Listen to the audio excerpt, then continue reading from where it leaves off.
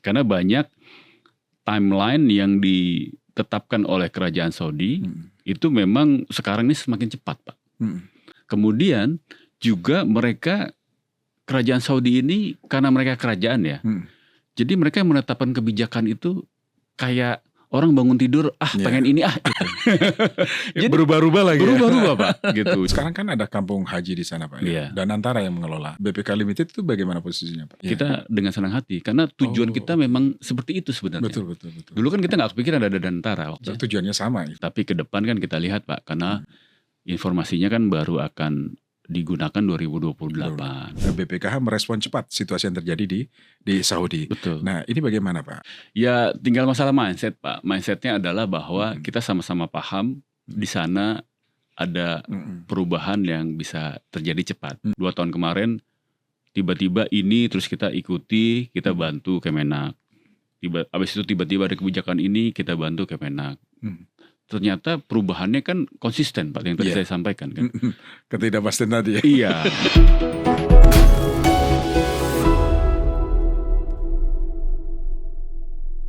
Halo pendengar dan netizen Radio El Sinta, dalam rangka hari ulang tahun ke-26 Radio El Sinta, kami mengundang beberapa tokoh dan tentu saja mereka yang selama ini juga berkontribusi terhadap perjalanan El Sinta selama 26 tahun. Dan di antara tokoh tersebut salah satunya yang hadir di studio podcast kita kali ini adalah Dr. Fadlul Imansyah. Beliau adalah Kepala Badan Pelaksana BPKH, Badan Pengelola Keuangan Haji. Nah, apa aktivitas beliau pagi hari? Karena ternyata beliau dulu seorang penyiar radio. Saya langsung sapa Pak Fadlul. Halo, apa kabar Pak? Baik, alhamdulillah. Sehat ya Pak? Sehat, alhamdulillah. Wah, segar betul ya. Olahraganya apa sih Pak? Olahraganya jogging Pak. Jogging? Juga masih rutin. Jogging. Memang saya sering lihat di sosial media Pak Fadlul ini. Saya lihat, wah jogging, wah. Tapi itu pelari culture gitu Pak. pelari culture. Istilah anak zaman sekarang ya. Anak zaman sekarang. Tapi emang benar pernah jadi penyiar radio Pak? Pernah, alhamdulillah Pak. Iya, di mana tuh Pak? Di Kiss FM Pak. Kiss FM Jakarta? Jakarta. Tahun berapa Pak? Tahun 99 sampai 2000. Wah, 99 sampai 2000. Sekarang masih ada sisa-sisanya ya. Suaranya masih stabil betul kalau di studio di mikrofon. Nah, Pak Fadlul, saya ingin tahu, masih ingat nggak dulu kalau sapaan kepada pendengar atau apa? Saya ingin tahu, ngetes dong ya kan? Kita ingin tahu, bener nggak nih penyiar radio? Oke, kita cek sekarang. Pak Fadlul silakan. Iya. Kiss FM 107.2. Good morning ladies and gentlemen. Iya. Gitu. Ini paten betul narasumber kita pagi ini ya. Oke. Jadi harus ada teknik-teknik vokalnya Pak. Apa itu teknik vokalnya? Miking, terus kemudian harus pakai suara perut. Bukan pakai, ya seperti Bapak lah. Coba contohin dong Pak, kalau suara perut gimana sih Pak? Ya itu tadi. Kiss FM 107.2. Ladies and gentlemen. Sekarang Kiss FM. Sekarang sapaan ke pendengar Radio El Sinta. Seandainya Pak Fadlul menjadi penyiar Radio El Sinta, gimana tuh Pak? El Sinta istilahnya ini apa Pak? Pendengar. Selamat pagi para pendengar El Sinta. Bersama saya Fadlul Imansyah, Kepala Pelaksana Badan Pengelola Keuangan Haji. Loh, Kepala Badan Penyiar Radio El Sinta. Oke, Pak Fadlul, luar biasa. Saya bersama orang radio juga ternyata ya. Pernah menjadi orang radio. Iya. Apa Pak yang membuat Pak Fadlul merasa wah enak juga ya jadi penyiar radio gitu? Sebenarnya waktu itu saya karena memang penikmat radio Pak. Oke. Ya, jadi daripada dulu kan ya kehidupan kan papa PNS. Jadi nggak bisa beli kaset kan Pak. Iya. Setiap hari nggak bisa ada lagu baru apa. Jadi kita mendengarkan radio. Ya jadi delalah ketemu satu radio yang isinya lebih upbeat kan Pak. Dulu ada namanya, nggak apa-apa Pak, kita bicara gitu, nggak apa-apa. Dulu ada namanya istilahnya Kiss apa sih kalau saya lupa. Pokoknya yang malam-malam itu nama programnya itu Klasik Disco. Klasik Disco. Nah, masih ada inget nggak lagunya Pak? Oh masih Pak. Apa coba satu aja? Yang saya paling suka itu apa itu? Aduh saya lupa. Musiknya masih inget? Shine on Silver Moon. Shine on Silver Moon. Shine on Silver Masih Moon. ingat lagunya kayak apa? Masih. Coba dengerin Pak. Shine on Silver Moon. We got to shine on Silver Moon. Woi. Nah, itu. Keren. Pak, apa sih Pak yang membedakan radio musik dengan radio berita? Ya kalau musik itu kan sebenarnya untuk kita di tengah perjalanan gitu ya. Refreshing. Iya, bisa lebih santai lah di tengah kemacetan ya. Mm-mm. Tapi untuk pada posisi tertentu Pak, kita justru butuh beritanya kan. Oh, Gitu. Apalagi dalam kondisi misalnya memang di luar sana sedang ada sesuatu lah gitu peristiwa ya. atau apa yang update-nya gitu Betul. harus didapat saat itu ya. Iya. Tapi ngomong-ngomong perkenalan dengan Elsinta sejak kapan sih Pak? Itu Pak, seingat saya dulu waktu kita zaman demo Pak 98. Demo 98. Saya sudah familiar dengan Elsinta. Oh. Jadi kami waktu itu pada saat mau merencanakan demo waktu itu, kita selalu coba update, cek di Radio Elsinta. Udah sampai mana di sana di Senayan tuh ada Pergerakan apa? Wah. Apakah sudah ada polisi, barikade gitu ya? Sudah ada barikade segala macam. Nah, itu saya ingat betul tuh. Jadi setiap kita pas di perjalanan dari Depok gitu menuju ke parlemen ya, ke Senayan, kita pasti dengerin Elsinta. Jalur Lenteng Agung aman gak itu gitu ya? Iya, di blok gak Di gitu blok kan. nggak? Pasar Minggu, itu Iya. lewatnya Pasar Minggu lurus. Pasar Minggu lurus. Pancoran baru belok kiri langsung ke DPR berarti. Iya, lewat Mampang. Lewat Mampang gitu. Iya. Oh, lewat Mampang. Banyak jalur alternatif ya. Kalau Betul. misalnya dari info dari Elsinta, di sini banyak barikade gitu, Iya. ditutup, jadi dialihkan ke jalan ini langsung ambil ke sana. Iya, betul. Oke. Gitu. Sebegitu pentingnya berarti saat itu Pak ya? Sangat penting Pak. Karena waktu itu kan belum ada internet kan. Iya. Kita belum bisa buka internet di handphone kan. Betul. Satu-satunya informasi yang bisa kita dengarkan secara update ya di lewat radio. Dan betul. Jadi up to date saat itu, kejadian Betul. saat itu yang terjadi gitu ya. Iya. Nah, sekarang sudah 26 tahun Pak Elsinta nih Pak. Iya. Perjalanan 26 tahun. Kira-kira selama ini apa sih peran yang harus kita maksimalkan Iya. berkaitan dengan tentu saja untuk kebutuhan masyarakat luas gitu ya. Nah, itu. Dan tentu saja sinergi yang berkelanjutan dengan pemerintah, baik kementerian, lembaga atau apapun. Yang pasti update mengenai kondisi terkini Pak. Jadi misalnya seperti hari ini kita lihat misalnya pasar modal sedang bergerak ya. Kebijakan apa. Nah itu kami melihatnya Elsinta ini salah satu yang terdepan untuk bisa menarik orang-orang, para pelaku maupun pengamat yang bisa memberikan perspektif untuk kondisi kekinian gitu. Nah itu yang sebenarnya yang sampai saat ini ya, itu masih menjadi salah satu kunci dari Elsinta buat kami sih. Gitu. Iya, itu memang kami sadari sebuah tuntutan ya Pak. Iya. Karena bagaimanapun kita harus memberikan literasi informasi juga ke masyarakat yang sudah pasti terverifikasi Pak. Betul. Bukan hoax dan lain sebagainya. Nah itu ya. dia. Nah hari ini memang yang terus kita upayakan ke sana Pak. Dan akuntabilitas dari Elsinta saya lihatnya konsisten Pak. Barangkali mungkin ini yang membuat kita bertahan sampai 26 tahun ya Pak Fatul. Karena kalau kita lihat sekarang kan sosmed itu luar biasa ya Pak ya. Hoaxnya kan. Jadi kadang-kadang kita suka ini yang mana yang benar gitu kan. Kalau bahasanya kan sekarang istilahnya post-truth ya Pak. Post-truth ya. Post-truth. Nah kalau kita dengerin Elsinta kita yakin akuntabilitas dari informasi Elsinta dan para narasumber yang dihadirkan itu akuntabilitasnya dan integritasnya sudah pasti teruji gitu.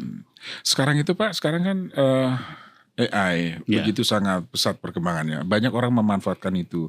Entah itu untuk konten, entah itu apapun. Terkadang kita terkecoh juga Pak. Betul. Misalnya ada tokoh A begitu. Dia melakukan pertemuan dengan B misalnya. Padahal itu tidak terjadi. Hanya rekayasa dan kecanggihan AI itu kan. Pada akhirnya masyarakat, bener nggak sih? Betul. Akhirnya ya coba deh kita cek Elsinta aja misalnya gitu ya Pak ya. Betul. Itu bisa dan beberapa misalnya kan Elsinta kan punya hotline ya. Iya betul. Jadi dan saya merasakan betul Pak, saya tanya gitu. Seperti contoh paling awal Januari kemarin ya. Itu kan hujan Pak. Betul. banjir kan Iya. di menuju bandara. Saya Iya. mau ngantar anak saya balik ke ke Australia, Australia. kan. Terus delalahnya itu kan banjir, Pak. Kita nggak expect kan. Iya. Memang di kita kan pakai apps Waze atau Google Waze, Maps, ya, Google ya, Maps segala macam. melihat bahwa ini kok kenapa dia belokin ke sini ya gitu. Pada saat kita terjebak jebret gitu, Pak. Wah, kita udah di jalan tol tengah-tengah kan. Akhirnya apa yang saya lakukan? Saya langsung japri ke Elsinta, Pak. Dijawab, Pak. Dan saya, wah ini luar biasa nih, hebat ini Elsinta. Iya, gitu. Jadi itulah yang kita lakukan, Pak. Kita merespon apapun yang dibutuhkan, informasi yang dibutuhkan masyarakat. Iya. Barangkali itu yang membuat kita kuat sampai sekarang berdiri, Pak. Betul, saya rasa meskipun itu sulit situasi di luar ya, Pak. Tapi ngomong-ngomong, kita terima kasih karena BPK juga selama ini menjadi mitra strategis, Pak. Elsinta, utamanya Ramadan kemarin. Selain itu, tentu saja informasi yang disajikan yang kita dapatkan dari BPKH. Tahun lalu misalnya BPKH Limited ya, itu kan update perkembangan di Mekah segala macam, itu kita dapatkan itu, Pak, terus, Pak. Dan itu perspektif masyarakat, oh ternyata BPKH itu yang dilakukan, itu sangat positif menurut saya. Gitu. Nah, saya pikir seperti itu, Pak, yang peran-peran kita dan juga BPKH bisa lakukan. Iya. Insya Allah, Pak, kita sih pastinya akan terus bekerja sama lah ya dengan Elsinta pastinya, karena saya juga merasa sangat mendapatkan manfaat dari apa yang dilakukan dan kita dengar dari Elsinta langsung. Betul. Gitu. Pak, cerita BPK ada komisionernya ada berapa? 7? Ada 7 badan pelaksana dan 7 dewan pengawas. Masing-masing badan pelaksana punya tugasnya menangani apa begitu? Ada, setiap bidang itu kita punya bidang istilahnya. Ada bidang yang membawahi keuangan, investasi, SDM, kemudian compliance dan sebagainya. Itu kita sudah tersusun sesuai dengan bidangnya masing-masing. Penugasannya masing-masing. Ada 7 komisioner ya. 7 komisioner. Penyebutannya komisioner betul. Sebenarnya sih bahasanya badan pelaksana. Badan pelaksana. 7 badan pelaksana. Iya. Kalau Pak Fadlul kepala badan pelaksana BPK, Badan Pengelola Keuangan Haji. Betul. Kalau pengawasnya ada 7 juga? Pengawasnya ada 7. Itu juga membawahi masing-masing badan pelaksana. Jadi yang mengawasi misalnya bidang investasi ada, yang mengawasi bidang keuangan ada, mengawasi bidang compliance, kepatuhan hukum ada, risk management ada. Seperti itu, Pak. Jadi keputusan-keputusan internal itu harus dikonsultasikan juga dengan mereka ya, Pak? Oh pasti, Pak. Bahkan sampai saat ini di satu sisi merupakan sesuatu yang menjadi tantangan, di sisi lain juga tapi bisa melihat ini sebagai suatu proteksi. Karena setiap investasi yang dilakukan saat ini itu tidak hanya harus disetujui oleh 7 badan pelaksana, tapi juga harus disetujui oleh 7 anggota dewan pengawas. Ketat betul berarti, Pak. Nah, itu dia. Makanya tadi saya bilang itu di satu sisi tantangan, di sisi lain itu proteksi, Pak. Dalam mencapai kompromi, Pak, ini kan biasanya kan alat perdebatan, karena ini kan urusan keumatan nih, Pak. Urusan jamaah. Biasanya kan ada sesuatu yang alot. Itu pasti. Komprominya bagaimana, Pak? Apakah harus dibawa ke DPR atau cukup diselesaikan di internal, kemudian nanti dikonsultasikan ke DPR atau bagaimana, Pak? Kalau sampai saat ini sih justru sebaliknya, Pak. Oh, sebaliknya kita konsul dulu ke DPR, kira-kira ini doable atau tidak, dan ini melanggar ketentuan atau tidak, misalnya. Kan DPR once dia ada keputusan rapat dengar pendapat, itu kan hampir setara dengan undang-undang kan. Iya. Nah, itu kita konsultasikan dulu di badan pelaksana, konsultasi ke DPR, nanti kita putuskan di badan pelaksana untuk kita ajukan ke Dewan Pengawas dengan catatan bahwa ini sudah dikonsultasikan dengan DPR. Nah, biasanya seperti itu yang bisa kita lakukan sih. Okay. Bukan sebaliknya, bukan kita sebaliknya ya. Putuskan dulu baru kita konsul, tapi sebelum kita putuskan kita konsul. Konsul di DPR. Iya. Keputusan DPR baru secara teknis di Nah, apakah itu ingin dijadikan sebagai kesimpulan rapat di dalam RDP atau tidak? Atau itu hanya jajaran teknis, nah itu nanti yang kemudian setelah kita sudah putus semuanya baru kita masuk ke DPR. Kalau memang harus disimpulkan di dalam rapat dengar pendapat, supaya kuat ya. Iya, betul. Karena keputusan politik itu kan penting juga, Pak ya. Sangat penting, Pak.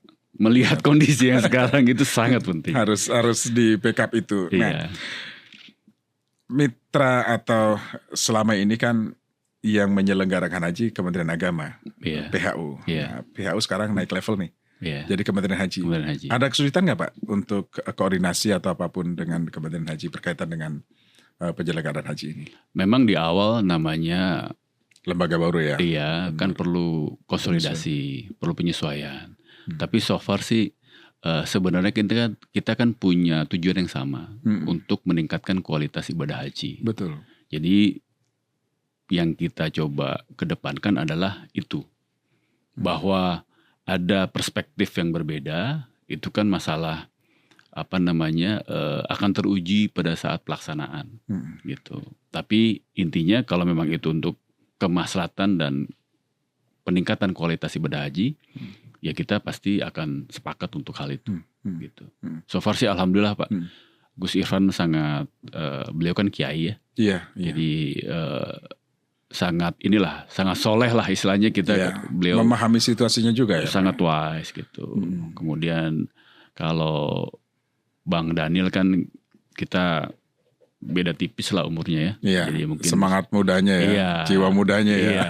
Bergelora Pak. Cuma kita agak lebih tua sedikit aja. Jadi agak keren sedikit. Begitu ya Bang Daniel Iya. ya. Oke. Nah sekarang Pak apa yang menjadi fokus BPKH ya? Ini kan sudah mulai mendekati penyelenggaraan haji nih Pak. Iya. Saat ini yang kita sedang fokuskan adalah bagaimana memenuhi kebutuhan pembiayaan untuk perjalanan ibadah haji. Dan ini kan yang menjadi tantangan tuh pada saat kita harus menyiapkan likuiditas untuk penyelenggaraan ibadah haji, itu ada dana kelolaan yang terambil kan. Kalau bahasanya tergerus gitu lah ya. Iya, karena pasti. dia harus diambil. Betul. Itu yang kita jaga sedemikian rupa supaya, karena di kami tanggung jawabnya adalah bagaimana supaya nilai manfaatnya optimal, hasil investasinya optimal. Kalau dana kelolaannya goyang, itu kan agak terganggu ya Pak ya. Iya. Nah makanya kita koordinasi terus dengan Kementerian Haji, bisa nggak dibuat bertahap supaya tidak terlalu terganggu. Sehingga pada saat ada uang keluar, kita upayakan ada uang masuk. Dari mana uang masuk? Yaitu rekrutmen dari calon jemaah haji. Nah itu yang kita coba sinkronkan sehingga ujungnya nilai manfaatnya akan tetap tercapai sesuai dengan harapan. Iya. Kalau dari tahun ke tahun Pak Fadlu, jumlah masyarakat yang mendaftarkan sebagai jamaah itu meningkat atau? Meningkat Pak. Meningkat. Meningkat. Jadi tahun lalu masih di bawah 400.000 per tahun. Per tahun. Iya. Sekarang ini hampir 500.000 Pak. Hampir 500.000. Tapi hebatnya namanya kita kan nirlaba tapi jiwanya korporasi Pak. Iya. Sehingga pas pada saat tahu bisa 500.000, berarti tahun depan 1 juta katanya. 1 juta. Bukan 600.000 langsung 1 juta. Langsung 1 juta. Iya. Gitu. Jadi nah dengan peningkatan jemaah yang cukup signifikan, bagaimana BPKH mengelola keuangannya supaya tetap terjaga nih stabilitas keuangan di BPKH ketika musim haji harus terambil untuk operasional. Iya. Ya itu tadi. Pertama, bagaimana caranya supaya pembayaran yang dilakukan itu secara bertahap tanpa mengurangi kualitas ibadah haji itu sendiri. Karena banyak timeline yang ditetapkan oleh kerajaan Saudi itu memang sekarang ini semakin cepat Pak. Sebagai contoh, Armusna itu harus ada DP Pak. Itu dibayar bulan Oktober. Padahal hajinya tahun lalu Pak. Padahal hajinya kan bulan Mei. Bulan Mei. Ya. Nah itu terus terang kita agak terganggu lah ya. Tapi itu kan kebijakan Saudi. Gimana caranya supaya itu bisa dilakukan. Nah, kemudian juga mereka kerajaan Saudi ini karena mereka kerajaan ya. Jadi mereka menetapkan kebijakan itu kayak orang bangun tidur pengen ini gitu. Jadi berubah-ubah lagi. Berubah-ubah Pak gitu. Jadi kita itu jadi istilahnya apa kalau bahasa quote-nya itu yang paling konsisten itu adalah ketidakpastiannya itu Pak. Itu yang harus di-manage. Jadi kalau kita kan mikirkan risk management itu kan bagaimana probabilitas dari outcome yang tidak diharapkan itu kejadian. Nah ini probabilitasnya tinggi. Iya. Jadi sadek sanyek gitu Pak. Iya. Tiba-tiba nih, tiba-tiba itu. Gua raja mau bilang apa ya? Itu. Gitu ya.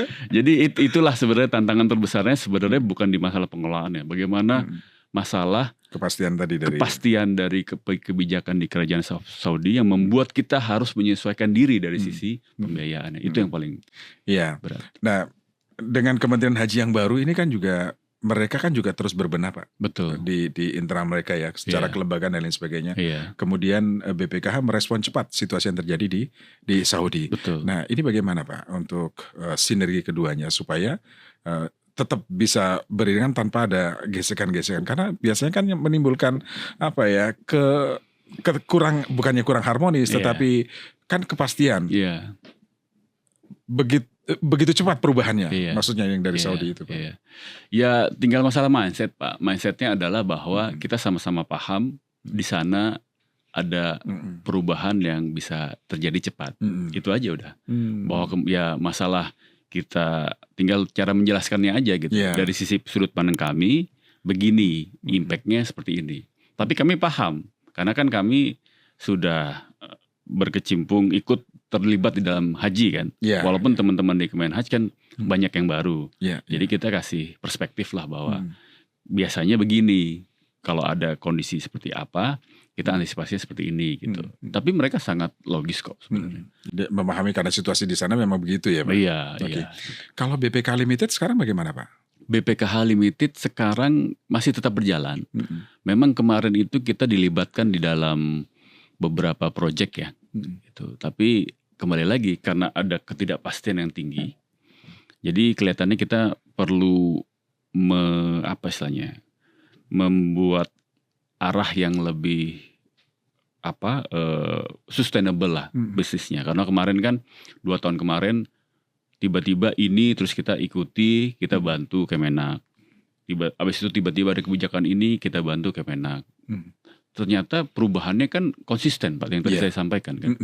Ketidakpastian tadi ya. Iya, jadi akhirnya kita berpikir juga ya alhamdulillahnya Kementerian Haji ya udah kita aja yang take over gitu. Supaya mungkin mereka nggak mau resiko itu ada di orang lain yang mereka tidak bisa manage gitu. Nah akhirnya kita juga ya udah nggak apa-apa, kita memang mau meluruskan kok supaya ini sebenarnya kan cita-cita BPKH Limited itu memiliki akomodasi, catering dan transportasi di sana.